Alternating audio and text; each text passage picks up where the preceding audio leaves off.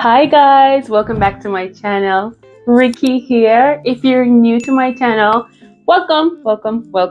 And if you've been here before, thank you so much for coming back. Today's video, we're going to be talking about mental health tips while pregnant. These are some of the things that I've been practicing this time around so that I can keep my mind free and clear and so that I can take this second pregnancy in stride. Let's get right into it. Okay guys, so the first tip is body positivity. Knowing that, I know that may be easier said than done, but it's really important to just embrace your changing body. Your body is changing day to day. It's growing a baby, an entire human being. So it's important to just embrace that change. During my first pregnancy, I fought against that change.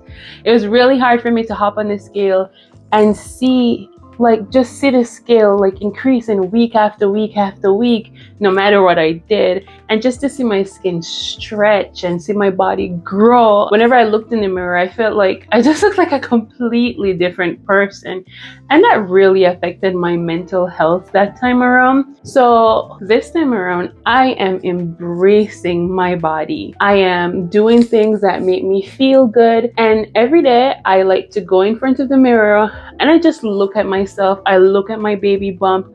I talk to my baby. I look at my hips. I look at my rear.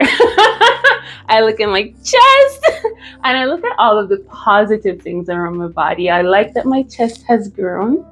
I like my rear. And I just like to pinpoint the different things that I like throughout this period. Also, I've been giving myself a lot of grace when it comes to my body. Last time, I didn't buy enough maternity clothes or any clothes at all. I just hid my body, and I just was just rushing the process. Okay, I just can't wait for this pregnancy to be over so that I can go back to my old body. This time around, there's no going back to any old body.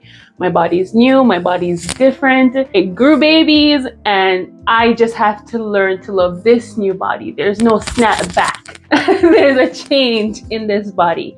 Right? So some of the things I've been doing in order to embrace my body is I've been buying more clothes. If you guys have been around here for a bit, you will see that I've been doing a few fashion hauls, and I've been really enjoying just dressing up and having a great time. I've put my scale away. After at about 16 weeks pregnant, I decided no more weight checks. My second tip is therapy. A year after I had my last daughter, I decided to seek out a therapist. I had postpartum depression and I didn't even realize, or I think I realized at a point, but I didn't want to admit it because it's just so scary to think of. I didn't want any labels. I was like, I just have the baby blues. I'm a new mom. It's okay. But anywho, I got a therapist, and that has been one of the best investments that I've made in myself since then. I speak to my therapist every week, and even if you don't have any pre-existing diagnosis, therapy can still really do a lot for you. You could really benefit a lot from therapy if you're pregnant. It's a safe space where you could just rant and rave and discuss the changes in your body, discuss your mood, and just say all those little things or complain about all those nagging things, pesky things about pregnancy that's bothering you to your therapist. And they have no choice but to sit there and listen. So I would encourage everyone, if you're pregnant or you're a new mom, I would implore you to get a therapist. The third tip is speaking life into yourself, or positive affirmations. Those really do help. I have these affirmation cards that I got during my last pregnancy, and I didn't use them honestly. But no, I like to take some quiet time and just go and read a card or two. I also have this other one. It's called 30 Days of Intentions.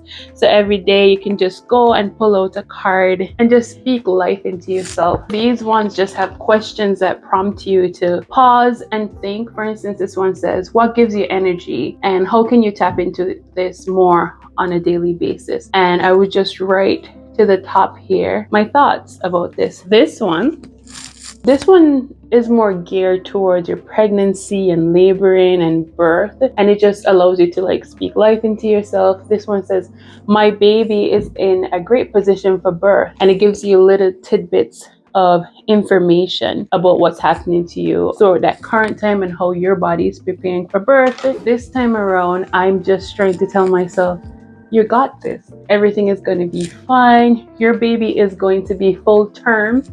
Your baby is going to be healthy. You are going to be healthy. There will be no complications. But at the end of the day, what's to happen will happen. And ultimately, God's got this. If you believe in God, whomever you believe in, just tap into that and just have faith that everything will be fine. The next tip is working out. No, as long as you've been cleared by a medical practitioner, working out is really beneficial for pregnant women. I have been challenging myself to move my body. My workouts are not centered around me slowing down weight gain, losing weight, or whatever have you. My workout is about me celebrating my body and about me taking care of myself and taking care of my baby. I just want to move. I'm celebrating the ability to be able to move my body, lift my legs, even if that movement is so limited.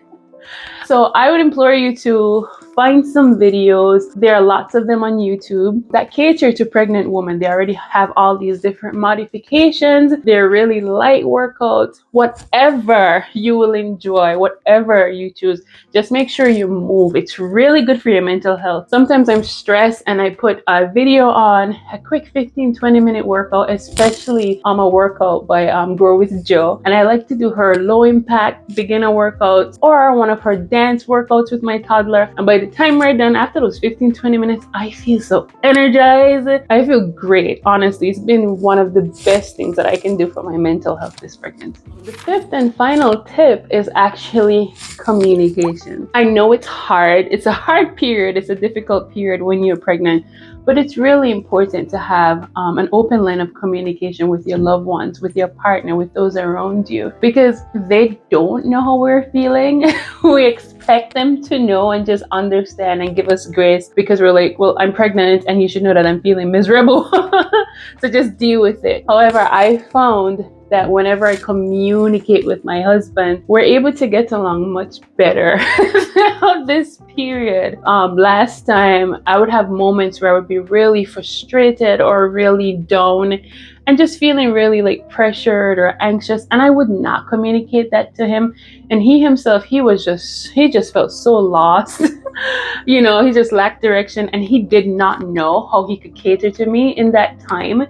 So this time around, I've been working on communicating so that he knows what I want. So whether it be I want him to find a solution, or if I don't want a solution right now and I just want him to sit there and listen to me rant and rave, or if I just want him to hold me, or if I just want a big pack of cookies. Like, communicating has been great. And that has extended beyond my partner, even for my sister, you know? I just communicating to her and letting her know how I feel. Like, you know, I'm feeling really tired right now, or can't really do this right now. Then we adjust or reset everybody's expectations. She knows what to expect from me, and yeah, everything has been going much better this time around. So guys, ultimately, I just want you to give yourself some grace, and I really hope that you found this video helpful. Let me know if you try any of these tips that I mentioned today. Thank you so much for watching. Don't forget to like and hit that subscribe button, and I'll see you in the next video. Bye.